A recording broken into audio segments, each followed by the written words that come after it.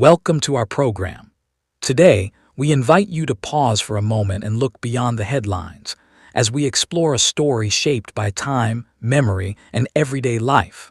One that reveals how history lives on through places, people, and the quiet moments often left unnoticed.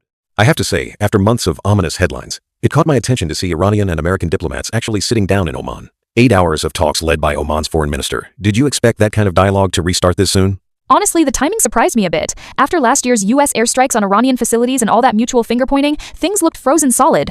But from what Arakchi said, both sides agreed on the need to keep talking, which, given all the tension, is a pretty big shift. What struck me was Arakchi's insistence that any agreement had to come without threats or pressure. He sounded almost weary, but determined, like Iran's returning to the table with eyes wide open, not forgetting the past 8 months. That stood out to me too. It's like both sides have these long memories and deep-rooted mistrust, especially after all the back and forth on sanctions and compliance. It almost feels like even a handshake carries a backlog of old grievances.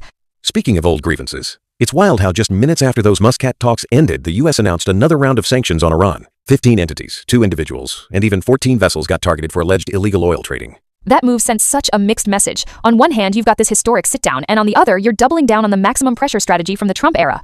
It's like trying to have a heart-to-heart while someone's tightening the screws under the table. Exactly. I keep wondering how Iranian negotiators are supposed to trust the process when every step forward seems to come with a slap on the wrist. Arakchi made a point of saying Iran's not going to accept dialogue under coercion. It's a classic dilemma. Each side wants to show strength to their base, but too much posturing just pushes the other further away. Still, both agreed to keep talking, which, for now, is a small victory. That actually reminds me of how complicated this whole negotiation is, especially with recent anti-government protests in Iran and all the focus on their missile program. It's not just about uranium enrichment anymore. Right, and it's easy to forget that while the nuclear issues get headlines, the U.S. keeps pressing for limits on Iran's ballistic missiles as well. Meanwhile, Iran's deploying new missiles like the Khorramshahr-4 and saying it's for defense, not aggression. The satellite imagery analysis adds another layer. Iran's missile sites seem to be getting repaired faster than their nuclear facilities, which some experts think signals a shift in priorities. That's a great point. Those repairs to more than 10 missile facilities, especially the Saros test site bouncing back so quickly, send a message. Iran's not neglecting its deterrence, even as it sits down for nuclear talks. If things weren't tense enough, now there's the layer of big power rivalry, like the U.S. accusing China of secret nuclear tests and calling for trilateral arms talks with Russia and Beijing. It's amazing how the Iranian file gets tangled up with global nuclear politics. What surprised me most is how quickly these stories intertwine.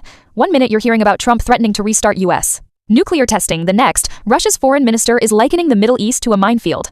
It puts Iran's situation in this bigger web of mistrust. And Russia's not just watching from the sidelines either. After that assassination attempt on a senior Russian intelligence officer, Moscow's blaming Ukraine for trying to sabotage peace talks. It's like every regional crisis is echoing off the others. It does feel like there are so many moving parts, peace talks, sabotage, naval deployments, all overlapping. The risk of miscalculation feels higher than ever. But oddly, so does the urgency for diplomacy. So, with all this pressure, military posturing, and skepticism on both sides, do you see a real chance for a breakthrough in Oman? Or are we just watching another round of political theater? I want to be optimistic, but honestly, the divides are huge. The U.S. wants to talk about Iran's missile program and regional influence, while Iran's saying nuclear issues only. It's a tough match. Still, it's encouraging that despite all the harsh rhetoric, diplomatic channels remain open. Even Iranian President Pezeshkian seems ready for real dialogue if it's free of threats. Maybe that's the takeaway for now. As long as they're still talking, there's a sliver of hope.